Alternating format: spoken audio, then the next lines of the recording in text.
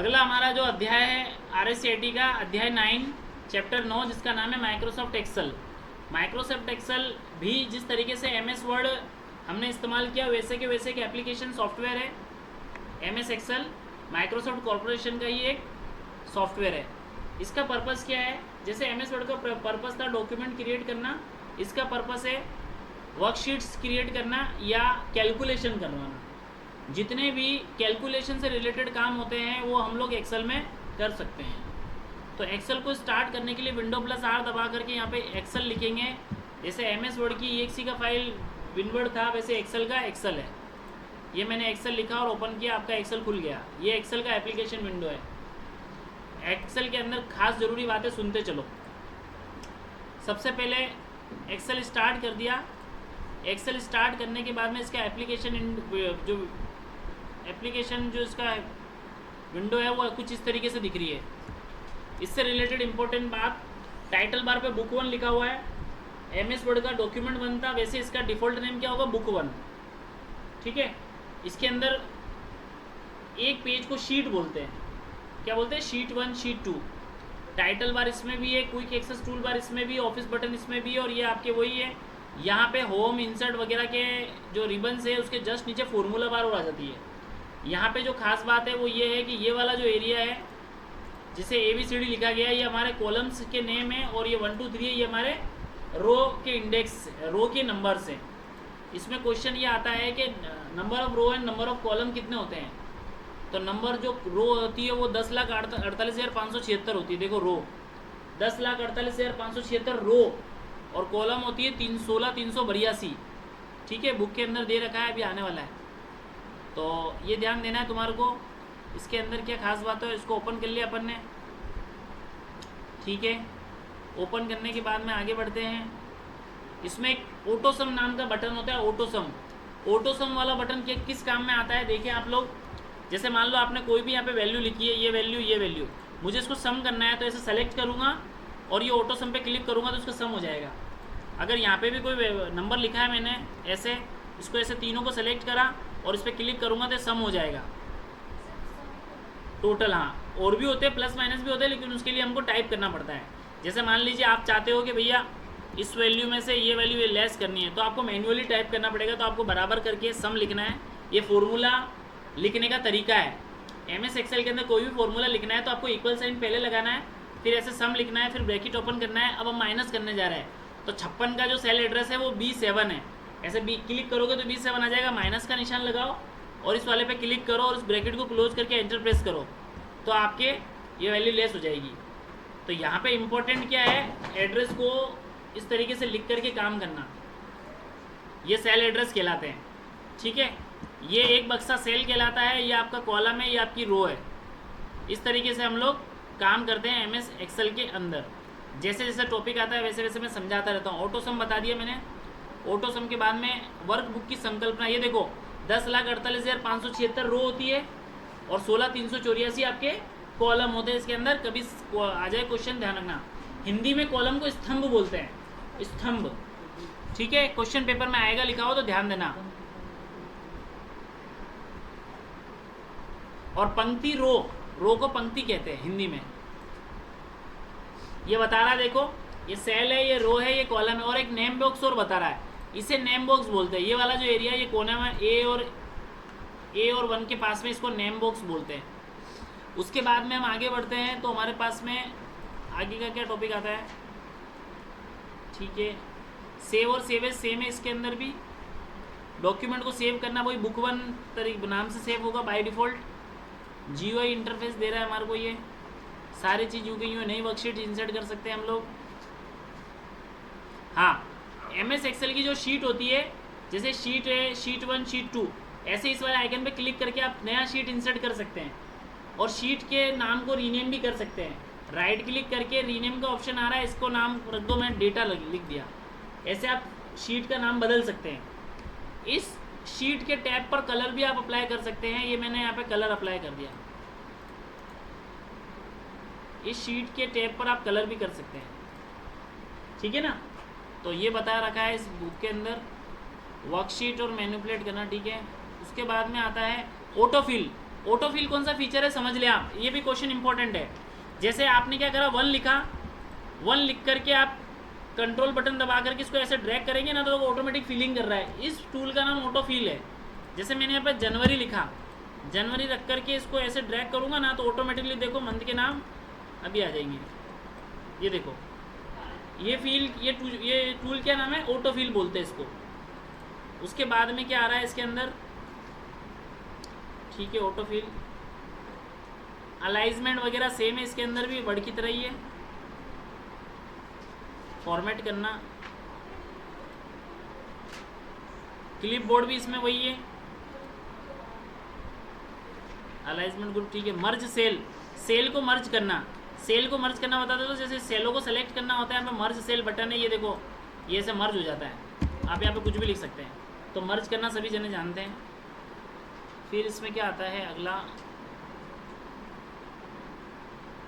Printing करने से related, तो प्रिंटिंग करना है होता है इसके अंदर, कंट्रोल पी से प्रिंट हो जाता है इसके अंदर। और इसके क्वेश्चन अगर आएंगे तो फॉर्मूले से संबंधित आएंगे, मैं आने वाला हूँ वहाँ पे, ठीक है। Portrait, landscape, header and footer इसमें भी होता है। सेल की रेंज आप लिख सकते हैं, वही A1 B1 मैंने जो किया था। हाँ, इसका एक क्वेश्चन बनता है कुछ इस तरीके से, जैसे वैलिड सेल एड्रेस क्या है, सही सेल एड्रेस क्या है।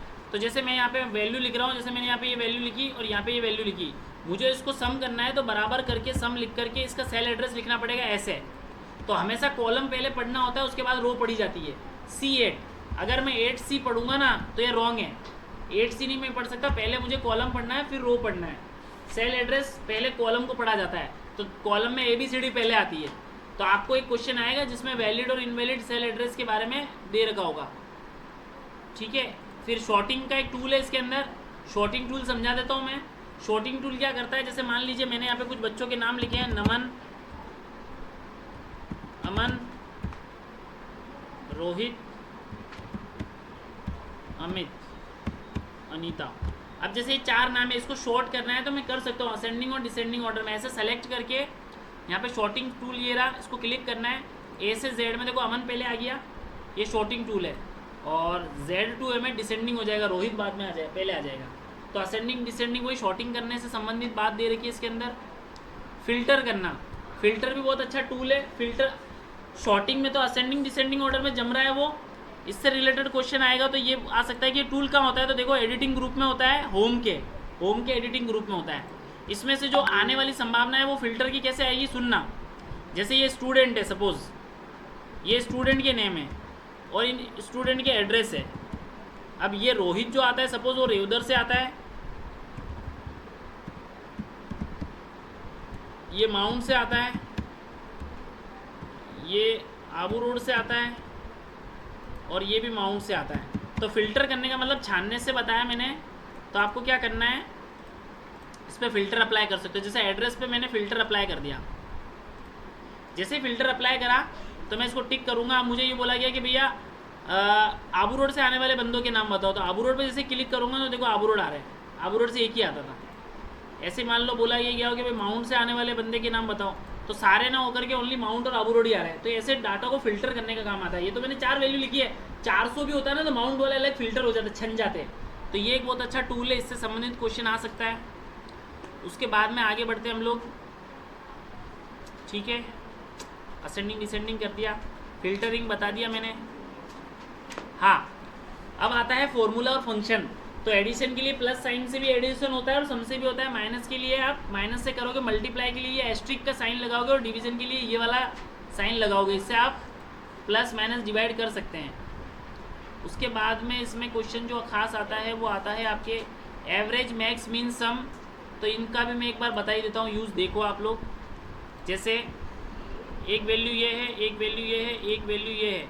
अब बराबर करके बोला गया कि इनको मैक्स वैल्यू क्या है इनमें से, तो इस तरीके से लिखा जाता है। तो इसमें से जो बड़ी वैल्यू है ना वो निकाल के दे रहा है। ऐसे मिनिमम भी आता है जो मिनिमम वैल्यू निकालता है, मिन, तो मिनिमम 3 था। ऐसे एवरेज भी आता है आपका, ये एवरेज है। एवरेज क्या करता है, टोटल करके 3 से डिवाइड कर दिया तो इसने एवरेज कर दिया। तो कुछ ये वाले भी फॉर्मूले इसमें आ जाते हैं, मैक्स, मिन वगैरह ना। उसके बाद में आता है सम मैक्स मीन बता दिया। हाँ, अब ये दोनों पेज आपको इम्पोर्टेंट थोड़े से देखने हैं, इनको थोड़ा सा आप अच्छे से देख लो। ये क्या काम कर रहे हैं देखो। काउंट क्या करता है, जो एक्सेल की शीट होती है उसमें से जिन जिन में वैल्यू है उसको गिनता है। काउंटर क्या करता है, अल्फ़ाबेट को भी गिनेगा और नंबर को भी गिनेगा, ठीक है। काउंट ब्लैंक क्या करता है, खाली सेल को गिनता है। और इफ़ क्या करता है, कंडीशनल लॉजिकल फंक्शन है, ये लॉजिकल है, मार्कशीट वगैरह बनाते हैं तो वहाँ पे इसका यूज होता है ना, ट्रू फॉल्स को चेकिंग करता है। उसके बाद में कुछ टेक्स्ट संबंधित फॉर्मूले, लेफ्ट साइड से अक्सर स्ट्रिंग पर वर्ड्स पर अप्लाई होता है, ये वर्ड्स पर। देखो मैं इसको अप्लाई करके बताता रहता हूँ, पूरा डिलीट कर देते हैं अपन लोग। देखो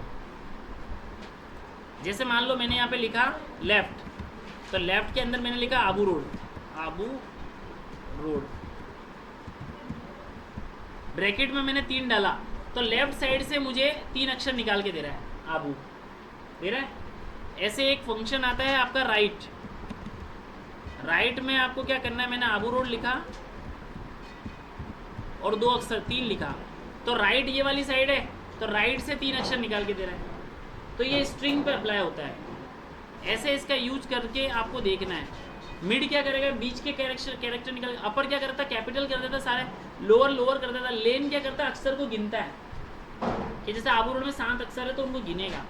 कॉन्केट क्या करता है, 2 अक्षर 2 वर्ड्स को जोड़ता है, जैसे आबू स्पेस रोड तो मर्ज कर देगा आबू रोड। तो ये थोड़ा सा इंपॉर्टेंट है, इसमें टेक्स्ट वाले फंक्शन देख के जाना आप लोग।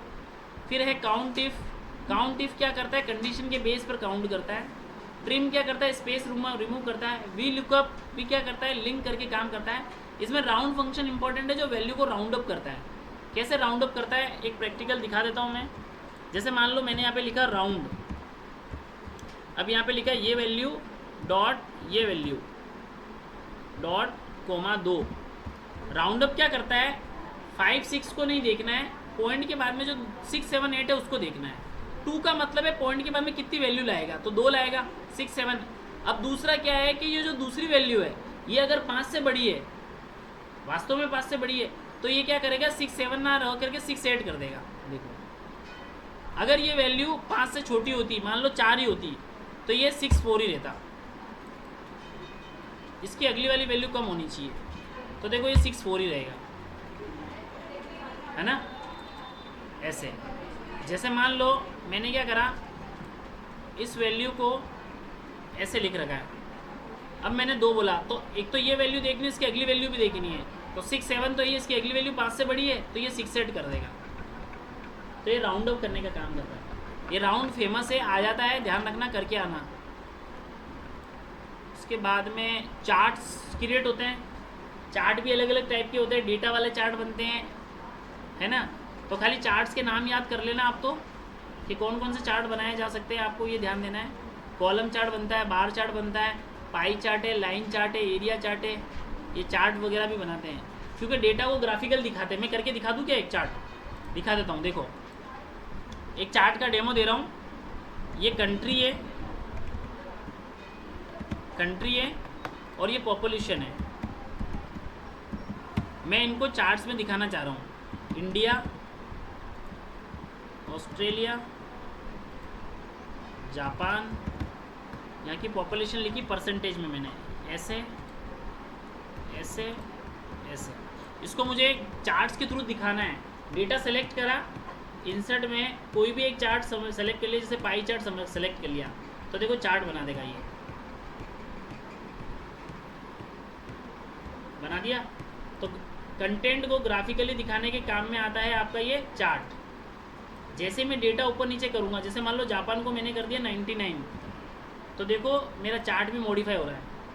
तो हमारे कंटेंट को ग्राफिकल दिखाने का काम करता है आपका ये चार्ट वाला टॉपिक। तो ऐसे अलग अलग हम लोग चार्ट्स बना सकते हैं। उसके बाद में मॉडिफाई वगैरह कर सकते हैं, ठीक है। और इसमें क्या है, ये चार्ट वगैरह सब बना, एडिटिंग वगैरह सब होती है। तो इससे रिलेटेड जो बातें हैं, जो मैंने बताया ना मेन, इसमें अगर अपन की पॉइंट्स देखें तो फंक्शंस फॉर्मूले देख के जाने, चार्ट के नाम देख के जाने, कितने नंबर ऑफ सेल और रो है ये देख के जाने, फंक्शंस देखने, हाँ फिल्टर वाला टूल देखना है, शॉर्टिंग वाला टूल देखना है, और एक आता है कंडीशनल फॉर्मेटिंग। कंडीशनल फॉर्मेटिंग भी समझ लो। कंडीशनल फॉर्मेटिंग क्या करता है, सजावट करता है लेकिन कंडीशन के बेस पे। ये भी मैं करके दिखा देता हूँ। जैसे क्या हुआ, ये मार्क्स है, ये बच्चे हैं, स्टूडेंट है, इन बच्चों के मैंने क्या करा, अपने नाम लिखा, अमन, रमन, राज, काजल, इनके मार्क्स आए ये और ये।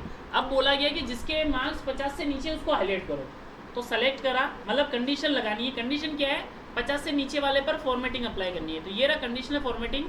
यहाँ से बोला क्या, तो बोले लेस देन, किससे लेस देन, तो बोले 50 से। जैसे ही 50 से मैंने लिखा तो देखो 50 से छोटे वाले हाईलाइट हो गए। ये भी बहुत अच्छा आपके काम आता है, देख लो, ये यहाँ पे मैंने लिखा, बहुत काम आता है ये। सैलरी के हिसाब से भी आपको कंडीशनल फॉर्मेटिंग अप्लाई कर सकते हैं। लोगों की 10 से लेकर के 50,000 रुपये तक की सैलरी, बोला ये गया कि जिसकी 10 से 20 के बीच में सैलरी उनको अलग करो, तो अपन इससे कर सकते हैं। तो ये भी बहुत अच्छा टूल है कंडीशनल फॉर्मेटिंग। ये इससे रिलेटेड इसके भी कम से कम 3 से 4-5 क्वेश्चन आपके पेपर में बनेंगे ही बनेंगे। तो एक्सेल को भी आपको अच्छे से देख के जाना है, ठीक है। इसमें इतना है, और कुछ लगता है तो आप पूछ सकते हैं।